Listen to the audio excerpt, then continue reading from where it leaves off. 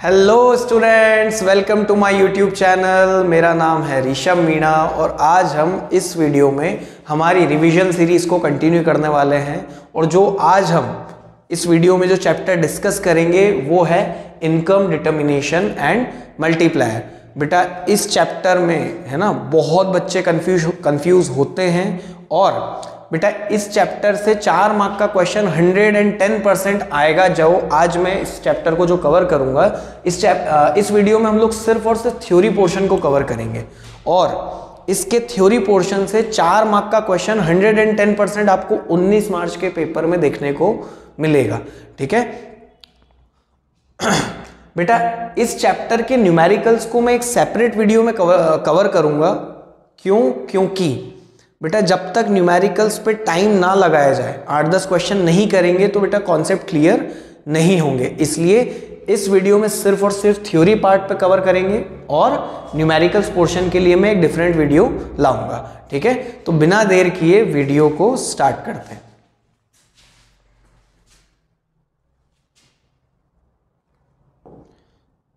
बेटा इस चैप्टर में सबसे पहली चीज जो हमको समझनी है वो है इक्विलिब्रियम।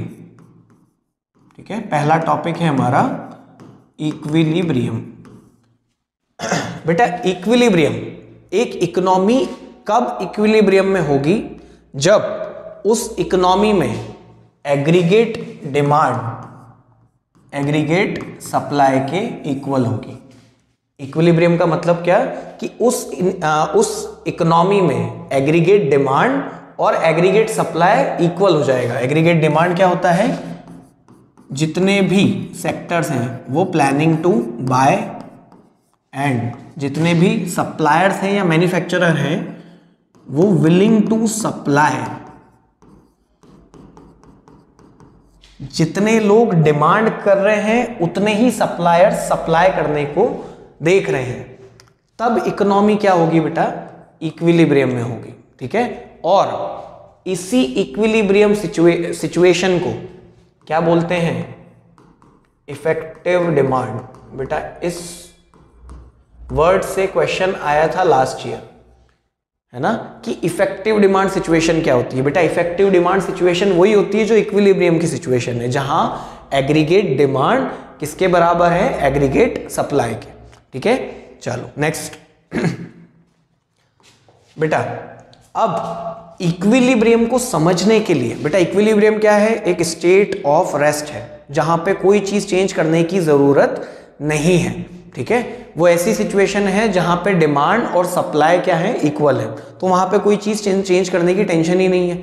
लेकिन अगर इकोनॉमी इक्विलिब्रियम में नहीं हुई, है ना, अगर इकोनॉमी इक्विलिब्रियम में नहीं हुई तो इकोनॉमी में कैसे इफेक्ट्स, क्या क्या चेंजेस आएंगे, हमें उस चीज को स्टडी करना है और वहीं से क्वेश्चन आएगा। ठीक है, तो पहली चीज है ना, इक्विलिब्रियम को समझने के लिए 2 अप्रोचेस हैं इस चैप्टर में। उनमें से पहली जो अप्रोच है वो है, उनमें से जो पहली अप्रोच है वो है ADAS अप्रोच। ठीक है, ADAS अप्रोच। इक्विलिब्रियम की सिचुएशन क्या है बेटा? AD is equal to AS। ठीक है, पर इक्विलिब्रियम में है मतलब कोई चेंज नहीं करना है। लेकिन अगर इकोनॉमी इक्विलिब्रियम में नहीं है तब क्या क्या इफेक्ट्स आएंगे वो देखेंगे और उनको देखेंगे एक एग्जाम्पल की तरह, एक एग्जाम्पल से समझेंगे। बेटा यकीन मानो, अगर वो एग्जाम्पल आपने अपने दिमाग में बिठा लिया, अगर अगले 5 मिनट आपने बहुत पेशेंस के साथ मेरे साथ वो एग्जाम्पल को समझ लिया, तो आपको कभी भी कंफ्यूजन नहीं होगा, लाइफ में कभी कंफ्यूजन नहीं होगा इस टॉपिक में, है ना, ये मेरी गारंटी है। चलो बेटा इक्विलिब्रियम में नहीं होगा तो एक सिचुएशन ये हो सकती है कि एग्रीगेट डिमांड क्या हो? एग्रीगेट सप्लाई से ज्यादा हो। अपन एक एग्जाम्पल लेते हैं, जैसे मान लो कि ये है पैकेज्ड ड्रिंकिंग वाटर, ये है पैकेज ड्रिंकिंग वाटर की फैक्ट्री। क्या है बेटा? ये एक फैक्ट्री है किस चीज की? पैकेज ड्रिंकिंग वाटर की। अब इस फैक्ट्री में है ना, इस फैक्ट्री में एक शिफ्ट 8 घंटे की होती है, 8 आवर्स की। और एक शिफ्ट में कितने लोग काम करते हैं? 8 पर्सन्स काम करते हैं। ठीक है, एक शिफ्ट में 8 घंटे की शिफ्ट है और उसमें कितने लोग काम करते हैं? 8 पर्सन्स काम करते हैं। और ये सब मिलके कितने यूनिट्स का प्रोडक्शन करते हैं? 500 यूनिट का प्रोडक्शन करते हैं। ये हम लोगों ने एजम्पशन माना। ठीक है, अब फरवरी, मार्च और अप्रैल, बेटा बहुत आराम से समझना इस एग्जाम्पल को। ठीक है, अब मान लो कि फरवरी का महीना है। ठीक है, यहां पे लिख देता हूं बेटा AD और AS। ठीक है बेटा, अब बहुत ध्यान से सुनना कि मैं क्या समझाना चाह रहा हूं।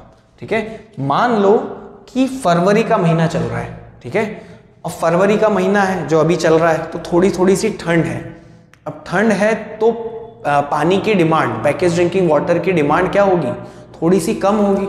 ठीक है, क्योंकि ठंड है, ठंड में डिमांड कम होगी। तो बेटा यहां पे इस फैक्ट्री का ऑनर, लेट सपोज कि फरवरी में क्या है? डिमांड है 500 यूनिट्स की डिमांड है इकोनॉमी में। तो इस फैक्ट्री का ऑनर क्या सोचेगा कि मैं एक शिफ्ट चलाता हूं, एक शिफ्ट चला के 8 घंटे की शिफ्ट में 8 लोगों को एम्प्लॉयमेंट दे देता हूं और कितने यूनिट्स का प्रोडक्शन कर लूंगा मैं? 500 यूनिट्स का। मेरा काम हो जाएगा कि एग्रीगेट डिमांड किसके बराबर हो जाएगी? एग्रीगेट सप्लाई के। तो उसने क्या किया? एक शिफ्ट चलाई, 8 लोगों को एम्प्लॉयमेंट दिया और कितने यूनिट्स का प्रोडक्शन कर लिया? 500 यूनिट्स का। बेटा यहाँ पे एक चीज और, मान लो कि इस इकोनॉमी में क्या है? सिर्फ 24 पर्सन्स ऐसे हैं जो एबल और विलिंग है काम करने के लिए, मतलब अवेलेबल टू वर्क। ठीक है, कितने लोग हैं? 24। उनमें से कितने को काम मिल गया? 8 पर्सन्स को काम मिल गया और कितना प्रोडक्शन कर लिया? 500 यूनिट्स का प्रोडक्शन कर लिया। क्या एग्रीगेट डिमांड और एग्रीगेट सप्लाई बराबर हो गई? बिल्कुल हो गई। अब बात करते हैं कि फरवरी से ट्रांजिशन कहां हुआ? मार्च में हुआ। मार्च में क्या होगा बेटा? थोड़ी सी गर्मी बढ़ने लग जाएगी, है ना? तो गर्मी बढ़ेगी तो पानी की डिमांड भी बढ़ेगी। अब क्या होगा इकोनॉमी में? देखना कि अब क्या हुआ, मार्च में पानी की डिमांड बढ़ गई। तो लेट सपोज कि पानी की डिमांड कितनी हो गई? 1000 हो गई। अब जो ऑनर है उस फैक्ट्री का, अब वो क्या सोचेगा बेटा कि अब क्या करें, डिमांड ज्यादा है तो प्रोडक्शन बढ़ाते हैं। प्रोडक्शन बढ़ाने के लिए क्या करना पड़ेगा? वो ये सोचेगा कि अभी तक कितनी, एक ही शिफ्ट चल रही थी, अब क्या करते हैं, एक शिफ्ट और बढ़ा लेते हैं। तो एक शिफ्ट और बढ़ाएगा तो वो क्या करेगा, इनमें से 8 लोगों को और लेगा। ठीक है, 8 पर्सन्स को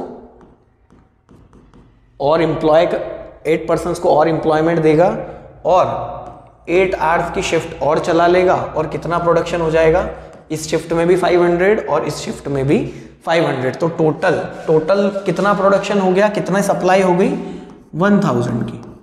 ठीक है, क्या इक्विलिब्रियम बन गया? बिल्कुल बन गया कि एग्रीगेट डिमांड और एग्रीगेट सप्लाई इक्वल हो गए। अब बात करते हैं कि अब क्या हुआ, मार्च से अप्रैल का महीना आया। अप्रैल में क्या होगा बेटा, गर्मी और ज्यादा बढ़ेगी। अब गर्मी और ज्यादा बढ़ेगी तो पानी की डिमांड भी और ज्यादा बढ़ेगी। ठीक है, अब पानी की डिमांड और ज्यादा बढ़ेगी तो ऑनर क्या सोचेगा कि और प्रोडक्शन करते हैं। प्रोडक्शन कैसे करेंगे, इसमें से जो आखिरी 8 बचे हैं, 24 में से 8 और 8 16, 8 और 8 16 को तो एम्प्लॉयमेंट मिल गया। अब ये आखिरी 8 लोगों को लेगा और 8 पर्सन्स को लेके ये एक शिफ्ट और चला लेगा और कितना प्रोडक्शन कर लेगा बेटा, 1500 का प्रोडक्शन कर लेगा। लेट सपोज कि अप्रैल में जो एग्रीगेट डिमांड है वो 1500 है और इसने तीनों शिफ्ट 24 घंटे अपनी फैक्ट्री को चला के कितना प्रोडक्शन किया, 1500 का प्रोडक्शन कर लिया। क्या इक्विलिब्रियम बन गया? बिल्कुल बन गया। ठीक है, अब इस पूरे एग्जाम्पल को अपने दिमाग में बिठा के रखना, क्योंकि आगे जितने कॉन्सेप्ट्स हैं, चाहे वो इस चैप्टर में हो चाहे एक्सेस डिमांड डेफिशिएंट डिमांड में हो, अगले चैप्टर में सारे इसी एक एग्जाम्पल से क्लियर होंगे। ठीक है, ध्यान से सुनना। अब वापस से अपने टॉपिक पे लौट के आते हैं बेटा, थोड़ा सा मैं इधर लिख देता हूं बेटा। अब पहली सिचुएशन कि जब इक्विलिब्रियम नहीं होगा तब क्या होगा कि एग्रीगेट डिमांड क्या है, एग्रीगेट सप्लाई से ज्यादा है। तो इकोनॉमी में है ना, इकोनॉमी में आउटपुट, एम्प्लॉयमेंट और इनकम, इन पे क्या क्या चेंजेस आएगा। ठीक है बेटा, अब ध्यान से सुनो। फरवरी में क्या थी एग्रीगेट डिमांड 500। फरवरी से मार्च में जब गए तो एग्रीगेट डिमांड क्या हो गई, ज्यादा हो गई। एग्रीगेट सप्लाई कितनी थी 500, लेकिन मार्च में क्या हो गई एग्रीगेट डिमांड, एग्रीगेट सप्लाई से ज्यादा हो गई। ये वाली सिचुएशन आ गई। तब ऑनर ने क्या सोचा कि मुझे क्या करना पड़ेगा, प्रोडक्शन बढ़ाना पड़ेगा। एक शिफ्ट बढ़ाई। ठीक है, सिर्फ इतना सा सोचना, एक शिफ्ट बढ़ाएंगे या कम करेंगे। तो क्या करेंगे, एक शिफ्ट बढ़ाएंगे। तो जैसे एक शिफ्ट बढ़ाई तो आउटपुट क्या हो गया बेटा, बढ़ गया। एम्प्लॉयमेंट भी क्या हुआ, बढ़ गया। और इनकम भी क्या हो जाएगी, बढ़ जाएगी। इनकम कैसे बढ़ जाएगी, ज्यादा प्रोडक्ट बेचेंगे तो इनकम ज्यादा हो जाएगी, सिंपल। तो पहली चीज कि जब इकोनॉमी में एग्रीगेट डिमांड एग्रीगेट सप्लाई से ज्यादा है तब आउटपुट क्या होता है, बढ़ता है। एम्प्लॉयमेंट बढ़ता है, इनकम बढ़ती है। अब चौथी चीज समझो बहुत ध्यान से, ठीक है, कि प्लान्ड इन्वेंट्री। फोर्थ पॉइंट क्या है, प्लान्ड इन्वेंट्री। प्लान्ड इन्वेंट्री पे क्या फर्क पड़ेगा बेटा, बहुत ध्यान से सुनना है ना। इस चीज को थोड़ा सा मैं रब कर देता हूं।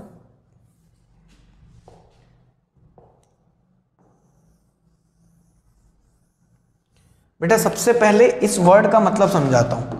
प्लान्ड इन्वेंट्री का मतलब, प्लान्ड इन्वेंट्री के लिए ध्यान से सुनो कि लेट सपोज कि मान लो कि एक पर्सन है जिसकी कपड़ों की एक दुकान है, शॉप है, कपड़ों की दुकान है। ठीक है, अब मान लो कि दिवाली का टाइम आया।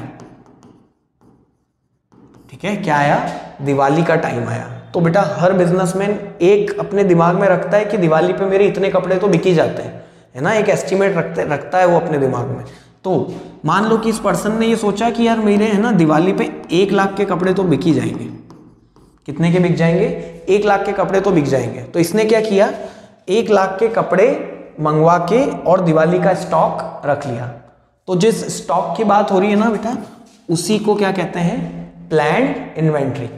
उसी को क्या कहते हैं, प्लान्ड इन्वेंट्री। ऐसा स्टॉक जो प्लान कर रखा है कि मेरा कितने का स्टॉक मुझे लगेगा, 1 लाख का स्टॉक। अब ध्यान से सुनना, ये शॉप थी कपड़े की और इसकी गली में 2-4 शॉप और थी, 2-3 शॉप और थी। ठीक है, तो कस्टमर क्या सब जगह जाता था। ठीक है, लेकिन अब कुछ कारण ऐसे हुए कि ये जो बाकी की शॉप थी ये क्या हो गई, दिवाली से पहले क्या हो गई, बंद हो गई। अब क्या होगा, अब ये होगा बेटा कि जो कस्टमर इन दुकानों पे जा रहे थे उसके पास भी क्या ऑप्शन बचेगा, इस दुकान पे जाने का। ठीक है, अब इसकी दुकान पे डिमांड बढ़ जाएगी। क्यों, क्योंकि कस्टमर के पास और कोई ऑप्शन नहीं है। कस्टमर कहाँ जाएगा, इस शॉप पे जाएगा। तो डिमांड क्या हो जाएगी, बढ़ जाएगी। लेकिन इस पॉइंट पे बहुत ध्यान से सुनना, इस पॉइंट पे वो कितना स्टॉक लेके बैठा है, 1 लाख का। क्यों, क्योंकि उसने तो उस हिसाब से अंदाजा लगाया था कि मेरा 1 लाख के कपड़े मेरे बिक जाएंगे। लेकिन अब क्या हो रहा है, इसकी दुकान पे अचानक से डिमांड ज्यादा हो गई और सप्लाई कम है।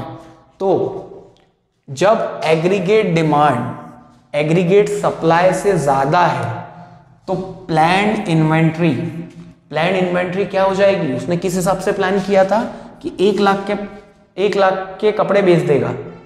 लेकिन अब उसके यहाँ पे डिमांड बढ़ गई तो उसकी जो प्लान इन्वेंट्री है वो क्या हो जाएगी, कम हो जाएगी। ठीक है, तो plan inventory will fall below the desired level.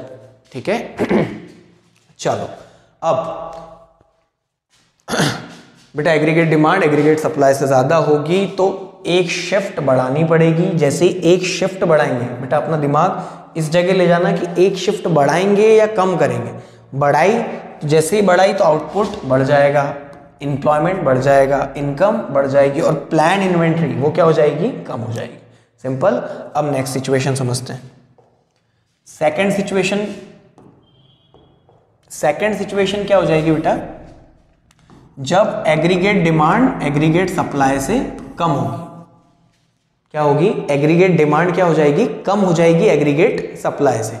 अब उसी फैक्ट्री को सोचो कि अब फैक्ट्री में क्या हुआ, अब मान लो कि गर्मी निकली और बारिश का मौसम आ गया, तो जैसे ही जून जुलाई में पहली बारिश गिरी तो बारिश से क्या हुआ, थोड़ी सी गर्मी कम हो गई। तो जब गर्मी कम हो जाएगी तो पानी की डिमांड भी कम हो जाएगी, और जब पानी की डिमांड कम हो गई, ठीक है, तो अभी तक फैक्ट्री क्या है, 3 शिफ्ट में चल रही है, फुल कैपेसिटी पे चल रही है, लेकिन अब क्या होगा, डिमांड कम हो गई, तो अब ऑनर क्या सोचेगा कि अब मुझे उतना प्रोडक्शन करने की ज़रूरत नहीं है। तो अब वो क्या करेगा बेटा, एक शिफ्ट को कम करेगा। जैसे ही एक शिफ्ट को कम किया तो एक शिफ्ट को कम करते ही उसका आउटपुट क्या हो गया, कम हो गया। एम्प्लॉयमेंट एक शिफ्ट कम करी तो उसने 8 लोगों को काम से निकाल देगा, तो एम्प्लॉयमेंट क्या हो जाएगा, कम हो जाएगा। और इनकम क्या हो जाएगी, इनकम भी कम हो जाएगी। क्यों, क्योंकि अब आउटपुट कम है तो वो कम बेचेगा तो कम कमाएगा, तो इनकम क्या हो जाएगी बेटा, कम हो जाएगी। अब लास्ट जो चौथी चीज है, प्लान्ड इन्वेंट्री।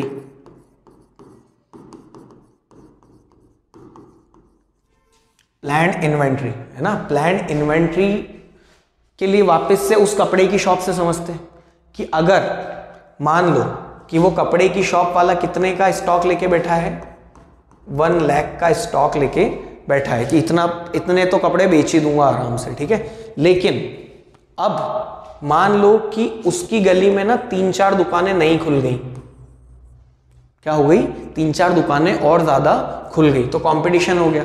अब कस्टमर इसके यहाँ ही जा रहा था, अब क्या होगा, वो दूसरी दुकानें भी तलाश करेगा, ठीक है। तो अब इसकी शॉप पे जो डिमांड है वो क्या हो गई बेटा, वो डिक्रीज हो गई, ठीक है। ये कितने का सोच के बैठा था कि 1 लाख के कपड़े तो आराम से बेच दूंगा, लेकिन अब क्या हुआ, कंपटीशन की वजह से इसकी दुकान पे डिमांड कम हो गई। अब जब डिमांड कम हो गई तो इसकी जो ये प्लान्ड इन्वेंट्री है ये क्या हो जाएगी, बढ़ जाएगी। इसने जो एक्सपेक्ट किया था उससे ज्यादा उसकी इन्वेंट्री बच जाएगी, बिक नहीं रहा है मतलब बच जाएगा, ठीक है। तो planned inventory would rise above the desired level, ठीक है। अगर डिमांड कम है, सप्लाई ज्यादा है, तो एक शिफ्ट कम करनी पड़ेगी, ठीक है। एक शिफ्ट कम करेंगे तो शिफ्ट कम करते ही आउटपुट कम, एम्प्लॉयमेंट कम, इनकम कम, और plan inventory would rise above the desired level. बेटा ये अप्रोच थी ADAS अप्रोच। अगर ये समझ में आई तो अगले 5 मिनट में सेविंग और इन्वेस्टमेंट अप्रोच भी समझ में आ जाएगी, ठीक है। सेकंड, अब बात करते हैं दूसरी अप्रोच की।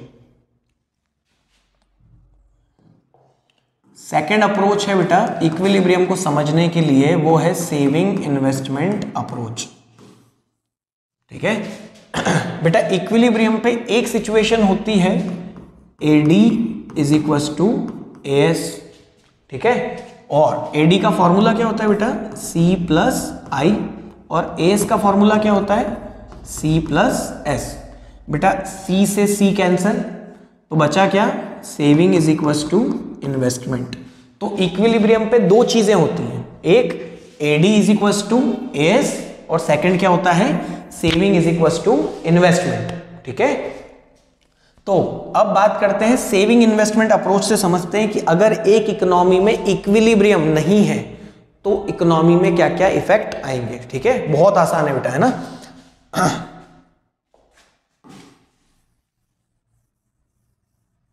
चलो अब बात करते हैं कि जब इक्विलिब्रियम होता है तब क्या होता है, saving is equal to investment. लेकिन पहली सिचुएशन सोचते हैं जब इक्विलिब्रियम नहीं है, मतलब क्या है, सेविंग ज्यादा है इन्वेस्टमेंट से, ठीक है। अब सुनना बेटा बहुत ध्यान से, है ना। सेविंग ज्यादा है ना। मान लो कि एक पर्सन, इसकी इनकम हुई, इसने कुछ कमाया, अब इसने जो कमाया उसमें से या तो ये खर्चा करेगा या ये बचत करेगा। या तो ये कंजप्शन करेगा या फिर क्या करेगा, सेव करेगा। अब क्या सिचुएशन है कि लोग क्या कर रहे हैं, ज़्यादा सेव कर रहे हैं। तो ज़्यादा सेव कर रहे हैं मतलब खर्चा कम कर रहे हैं। एक आदमी अगर ज़्यादा बचा रहा है तो वो खर्चा क्या कर रहा है, कम कर रहा है, कंजूस हो गया है वो।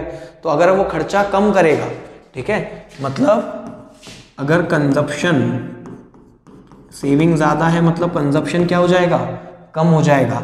और कंजप्शन कम हो गई तो डिमांड, कंजप्शन कम हो गई तो डिमांड भी कम हो जाएगी। और जब डिमांड कम हो गई और सप्लाई ज़्यादा है, ठीक है, तो कौन सी सिचुएशन हो जाएगी, aggregate demand is less than aggregate supply.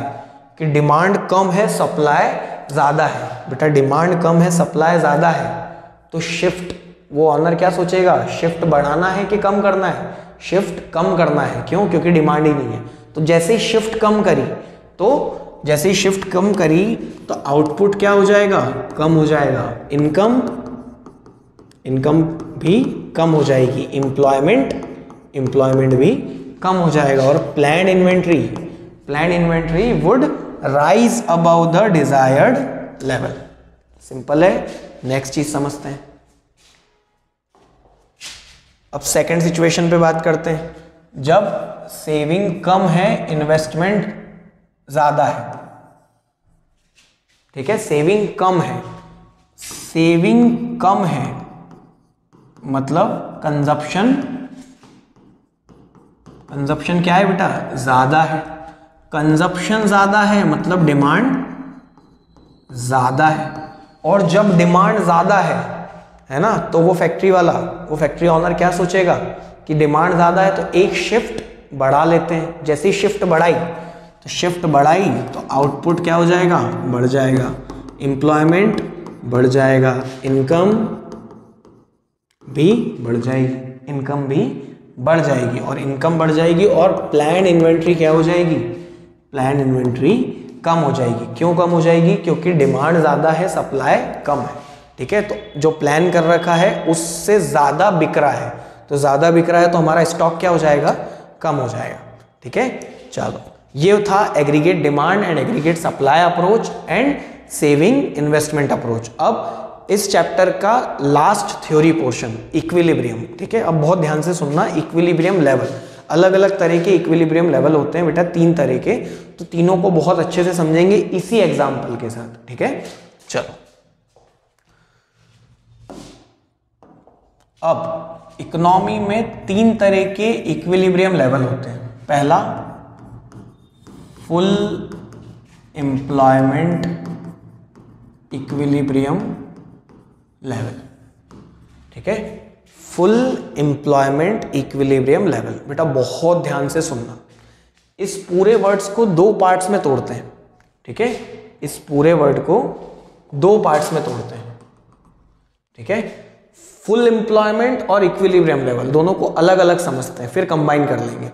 Full employment का मतलब क्या, कि जितने भी लोग है ना, जितने भी लोग एबल और विलिंग हैं, एक इकोनॉमी में जितने भी लोग एबल और विलिंग हैं उन सभी को काम मिल गया, सभी लोगों को काम मिल गया, तो वो सिचुएशन क्या हो जाएगी, फुल एम्प्लॉयमेंट। इक्विलिब्रियम का मतलब तो सेम है कि जहां पे AD = AS है।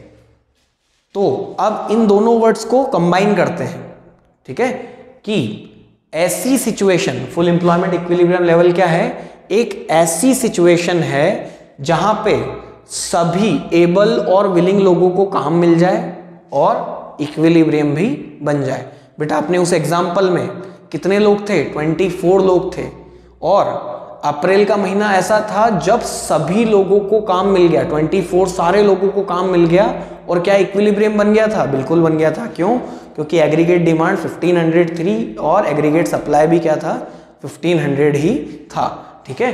तो वो जो सिचुएशन थी वो कौन सी सिचुएशन थी, फुल एम्प्लॉयमेंट इक्विलिब्रियम लेवल, ठीक है। अब इसका ग्राफ देख लेते हैं बेटा। इसका ग्राफ ऐसे बनेगा, देखो, ठीक है। यहां पे प्लॉट कर रहे हैं AD एंड AS, और यहां पे एक्स एक्सिस पे इनकम, आउटपुट और एम्प्लॉयमेंट, ठीक है। ये y एक्सिस, ये x एक्सिस, ठीक है। बेटा एग्रीगेट डिमांड का ग्राफ किस तरीके से बनता है? इस तरीके से बनता है, ठीक है। एग्रीगेट सप्लाई का ग्राफ किस तरीके से बनता है? 45 डिग्री के एंगल पे बनता है, ठीक है। और इक्विलिब्रियम क्या होता है बेटा? इक्विलिब्रियम क्या होगा? जहां पे एग्रीगेट डिमांड और एग्रीगेट सप्लाई क्या हो जाए? इक्वल हो जाए। तो ये जो पॉइंट है बेटा, इसको बोल दो ई पॉइंट, ठीक है। तो ई पॉइंट क्या हो जाएगा? फुल एम्प्लॉयमेंट इक्विलिब्रियम लेवल, ठीक है। ये कौन सा पॉइंट हो जाएगा? फुल एम्प्लॉयमेंट इक्विलिब्रियम लेवल, ठीक है। जहां पे AD is equal to AS है और सभी लोगों को, सभी एबल एंड विलिंग लोगों को क्या हो गया? काम मिल गया, ठीक है। ये वो सिचुएशन है। अब अगला समझते हैं, ठीक है। सेकंड है बेटा under full employment equilibrium level, ठीक है। अंडर एम्प्लॉयमेंट और अंडर फुल एम्प्लॉयमेंट दोनों का मतलब एक ही है, ठीक है। अगेन इसको क्या करते हैं? दो पार्ट्स में डिवाइड करते हैं। Under full employment, under full employment का मतलब क्या हुआ कि एक इकोनॉमी में जितने लोग एबल और विलिंग थे उन सभी को काम नहीं मिला, लेकिन फिर भी क्या हुआ? इक्विलिब्रियम बन गया। इक्विलिब्रियम का मतलब तो क्या है? AD is equal to AS। लेकिन अंडर फुल एम्प्लॉयमेंट का मतलब कि इक्विलिब्रियम अटेन तो हो गया पर सभी लोगों को काम नहीं मिला। अपने उस एग्जाम्पल में फरवरी और मार्च है ना, इसमें सभी लोगों को काम नहीं मिला था, इसके बावजूद क्या हुआ था? इक्विलिब्रियम बन गया था। तो वो सिचुएशन कौन सी हो जाएगी बेटा? Under full employment equilibrium level, ठीक है। अगर इस सिचुएशन को ग्राफ में प्लॉट करना है, ठीक है, इस सिचुएशन को ग्राफ में प्लॉट करना है तो कैसे करेंगे? अंडर फुल एम्प्लॉयमेंट है, ठीक है। उस एग्जाम्पल में फुल एम्प्लॉयमेंट पे एग्रीगेट डिमांड कितनी थी? 1500 थी। और अंडर फुल मतलब मार्च में डिमांड कितनी थी? 1000 प्रोडक्ट्स की डिमांड थी। मतलब हमारी डिमांड अंडर फुल एम्प्लॉयमेंट में क्या हो गई? डिमांड कम हो गई। तो डिमांड कम हो जाएगी तो इसका कर्व कैसा बनेगा बेटा? कौन सा लें? ग्रीन ले लेते हैं बेटा। इसका कर्व कुछ एग्रीगेट डिमांड फुल एम्प्लॉयमेंट वाली ऊपर है, अब क्या हो गई है? डिमांड कम हो गई है। तो ग्राफ कुछ इस तरीके से बनेगा और ये वाला जो पॉइंट है इसको F मार्क कर देना बेटा। इसको हम लोग क्या बोलेंगे?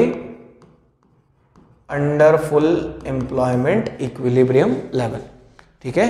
अब नेक्स्ट समझते हैं थर्ड पॉइंट और लास्ट पॉइंट। थर्ड सिचुएशन है over full employment equilibrium level. Again इसको तोड़ते हैं दो पार्ट्स में। ओवरफुल एम्प्लॉयमेंट का मतलब क्या? कि सभी लोगों को काम मिल गया, सभी लोगों को काम मिल गया, इसके बावजूद इक्विलिब्रियम नहीं बन पा रहा। अगर उस एग्जाम्पल पे चले तो फरवरी में 500 की डिमांड थी, एक शिफ्ट चलाई, 500 सप्लाई कर दी। मार्च में गर्मी और बढ़ी, 1000 की डिमांड हुई, 2 शिफ्ट चलाई और इक्विलिब्रियम अटेन कर लिया। अप्रैल में 1500 की डिमांड थी, सारे रिसोर्सेस को फुली यूटिलाइज कर लिया, सभी लोगों को काम भी मिल गया, फैक्ट्री भी दिन और रात सब टाइम चला ली और 1500 यूनिट्स बना लिया और इक्विलिब्रियम अटेन कर लिया। लेकिन मान लो कि अब अप्रैल से और अगला महीना मई, ठीक है, मान लो कि क्या हुआ, मई का महीना आया, अब एग्रीगेट डिमांड, गर्मी और ज़्यादा बढ़ी, बहुत ज़्यादा गर्मी हो गई। अब मान लो कि और ज़्यादा डिमांड बढ़ गई, 2000 यूनिट्स की डिमांड आने लग गई, ठीक है। लेकिन अब वीडियो को पॉज करना और एक जो क्वेश्चन पूछ रहा हूँ उसका आंसर सोचना। बेटा अब एग्रीगेट डिमांड कितनी है? 2000। बेटा क्या अब फैक्ट्री का प्रोडक्शन बढ़ सकता है? नहीं बढ़ सकता है। क्यों नहीं बढ़ सकता है बेटा?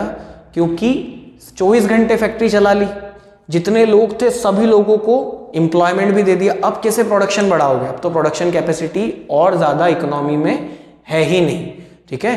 तो इस सिचुएशन को, ये जो सिचुएशन है इस सिचुएशन को क्या बोलेंगे? Over full employment equilibrium level. मतलब इकोनॉमी में इक्विलिब्रियम लेवल कहां जाके बनेगा? फुल एम्प्लॉयमेंट के भी बाद में। ठीक है, तो अब क्या हुआ? डिमांड क्या हो गई? बढ़ गई। और डिमांड बढ़ गई तो इस ग्राफ में कहां पे प्लॉट करेंगे हम लोग? डिमांड क्या हो गई? बढ़ गई। तो अब क्या हो जाएगा? ये जो पॉइंट है, इस जी पॉइंट को क्या बोल देना बेटा? Over full employment equilibrium level. ठीक है, तो इस चैप्टर की थ्योरी हमने इस वीडियो में कवर करी। अब नेक्स्ट वीडियो में मैं इस चैप्टर के न्यूमेरिकल्स को कवर करूंगा। न्यूमेरिकल्स दो तरह के हैं इस चैप्टर में, investment multiplier and equilibrium level. दोनों को बहुत अच्छे से करेंगे, बहुत सारे क्वेश्चंस करेंगे।